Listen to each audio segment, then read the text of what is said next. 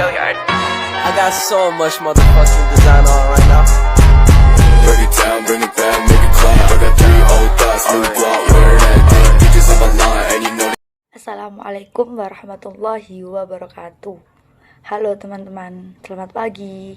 Perkenalkan, saya Maulidia Nurlandari dari mahasiswa Universitas Islam Majapahit semester 5 dari Pendidikan Agama Islam Fakultas Agama Islam. Yang saya hormati Bapak M. Syarif MPDI selaku dosen pengampuh mata kuliah materi fikih MTS dan MA serta teman-temanku yang berbahagia. Nah, di sini aku akan menjawab salah satu soal ulangan tengah semester mata kuliah fikih materi fikih MTS dan MA. Salah satunya mengenai toharo. Apa sih toharo itu? Terus bagaimana cara menyucikannya dan alat-alat modern cara suci dari toharo itu seperti apa? Nah, di sini saya akan menjelaskan tentang toharo. Toharo artinya atau bersuci. Menurut arti bahasa bermakna bersih. Sedangkan menurut syara, toharo adalah membersihkan dari najis dan agar dapat mengerjakan sholat seperti wudhu, mandi, tayamum, dan menghilangkan najis yang melekat di badan, pakaian, dan tempat. Pengertian lainnya adalah toharo dapat diartikan sebagai pekerjaan yang dilakukan membuat sholat atau puasa yang awalnya tidak dikerjakan menjadi boleh dilaksanakan. Bersuci tidak dilakukan hanya pada sekujur bagian tubuh saja, melainkan juga pada pakaian yang dikenakan serta tempat untuk beribadah, baik itu rumah pribadi, musola, atau masjid. Kata lain dari toharo sebagai sebuah proses dari ritual dalam rangka mengangkat hadas atau membersihkan najis, membutuhkan berbagai media. Para ulama sepakat media yang digunakan untuk toharo adalah air, di samping adanya media lain yang bahkan menjadi salah satu syarat sempurnanya toharo seperti tanah atau debu.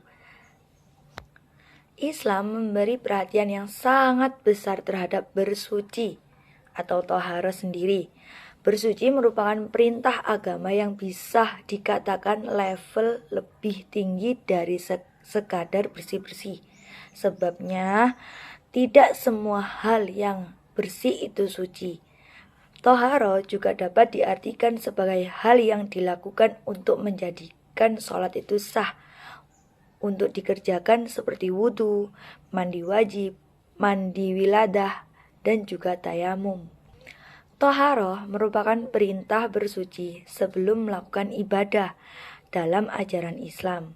Kedudukannya termasuk amalan yang sangat penting karena merupakan salah satu syarat sahnya sholat. Itulah mengapa bersuci menjadi permasalahan yang sangat penting yang diajarkan oleh agama Islam. Dan tata cara bersuci yang telah diajarkan di dalam Islam dicontohkan oleh Rasulullah dimaksudkan agar kita sebelum beribadah kepada Allah kondisi kita bersih dari hadas kecil maupun hadas besar.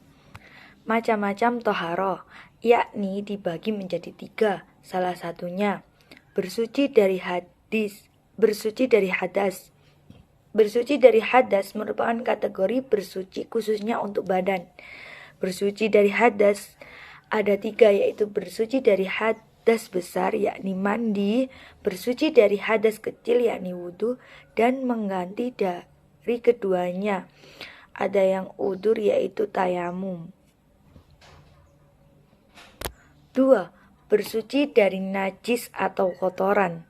Agama Islam memiliki beberapa tahapan-tahapan dalam hal ibadah, akidah, dan syariat.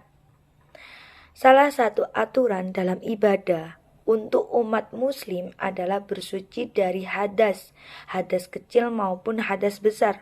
Oleh karena itu, sebelum melakukan ibadah wajib maupun ibadah sunnah, umat muslim harus benar-benar mensucikan diri dari najis atau kotoran. Selain bersuci dari hadas atau najis, macam-macam toharo bisa juga toharo batin dan zahir, yaitu toharo batin sendiri ialah mensucikan diri dari segala penyakit hati seperti iri, dengki, riya.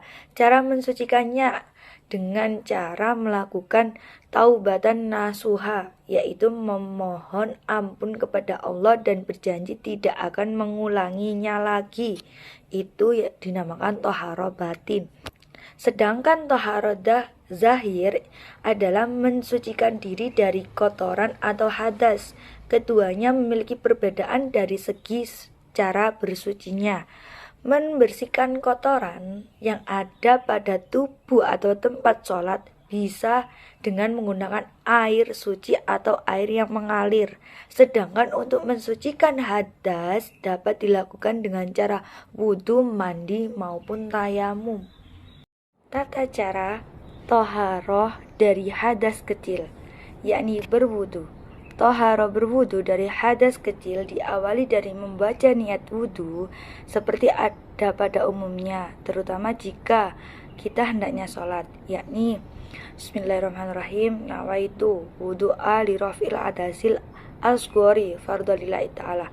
Aku berniat wudu untuk menghilangkan hadas kecil karena Allah Ta'ala. Adapun cara toharo dari hadas kecil selain berwudu yakni dengan cara melakukan tayamum. Toharo tayamum merupakan bagian dari cara bersuci apabila dalam kondisi tidak ada air. Syaratnya menggunakan tanah atau debu yang tidak tercampur oleh barang lain sebagai alat bersuci. Dengan berniat Bismillahirrahmanirrahim, nawaitu tayamuma listibahais sholati fardhalillahi ta'ala, yang artinya saya niat tayamum agar diperbolehkan melakukan sholat fardu karena Allah Ta'ala. Usai membaca niat, dilanjutkan meletakkan dua belah tangan ke atas debu. Misalnya kalau ada debu di tembok atau di kaca, lalu diusapkan 2 kali ke muka. Selanjutnya, tata cara toharo dari hadas besar. Sementara itu berkaitan berikut tata cara toharo dari hadas besar, yakni mandi besar.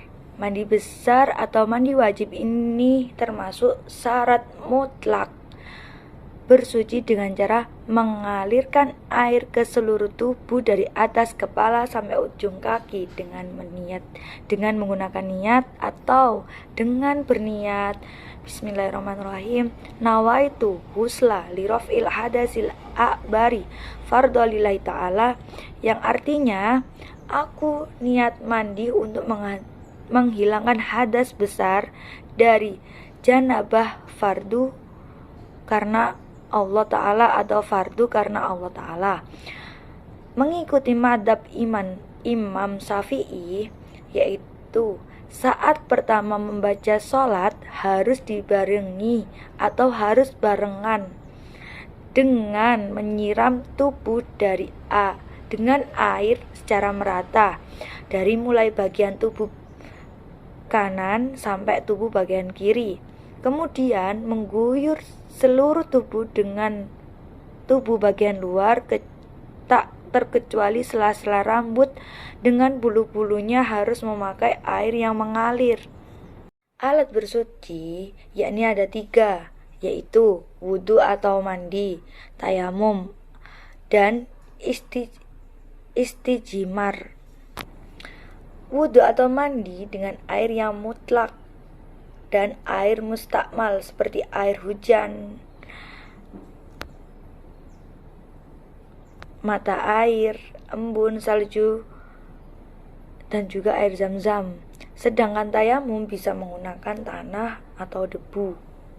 Baiklah, itu saja yang sudah saya sampaikan mengenai pengertian toharoh, cara bersuci dari hadas besar dan hadas kecil, yakni selanjutnya alat bersuci. Semoga dengan yang saya sampaikan tadi, semoga bermanfaat bagi kita semua.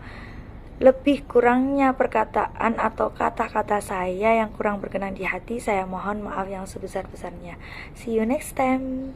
Terima kasih.